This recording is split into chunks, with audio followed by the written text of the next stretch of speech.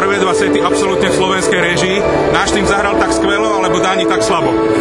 Tak doteraz nám vyšiel každý štart na každom turnaji, tak boli sme na to pripravení, trénovalo sa nám to dobre, takže možno, že boli aj trošku prekvapení, ale jednoznačne sme boli lepší tým a tak sme si to aj ustrážili tie prvé dva sety. Tretí set sme trošku polavili, trošku viacej kým na servise, ale bol to jednoznačne nami dominovaný zápas. No.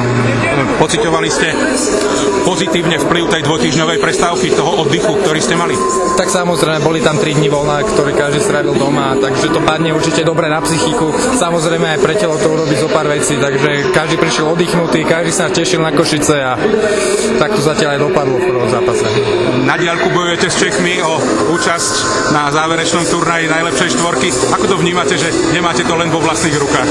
Tak pozeráme stále na tie tabulky, špekulujeme, rozmýšľame a stále dúfame, že nám to vyjde. A zatiaľ, ako sme to dneska videli, ako sme to zahrali, tak malo by to význam. Bolo to ozaj dobré, najmä v tých prvých dvoch setoch, ale Izrael takisto ukázal, že podceňovať ho neradno, nadviazal svojím spôsobom na ten ťažký 5-setový zápas, ktorý ste vy s ním pred 2 týždňami odohrali a prvý získal skalp Španielov, takže iste to nebude jednoduché. Čo ste z toho zápasu možno vydedukovali a ako sa na nich chystáte?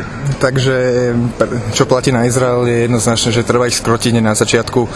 Nemôže sa im nič dovoliť, lebo oni využijú každú šancu, je to strašne úžasnatý tím a sú dosť nepríjemní, lebo sú možno že trošku menší, o to viacej technickejší a treba si dávať na nich ešte viacej pozor ako dneska na to Dánsko. Štefan, v porovnaní s ostatnými tými halami a tak jednoznačne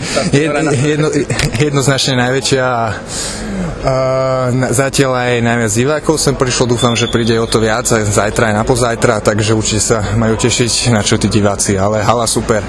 Minulý rok bola tiež fantastická atmosféra, takže hrá sa tu strašne dobre volejbal. Tá predstavovačka tomu tiež tak trošku pomôže nabiť tie emócie. Ako prosím? Tá predstavovačka začiatočná, že to urobí tá show proste. No, samozrejme, to je show ako na basketbalovej NBA, no. Ale nie, je to fakt dobré, akože nie stále možnosť zahrať si v takýchto halách, takže samozrejme sa to snažíme využiť a ho to lepšie zahrať. Díky.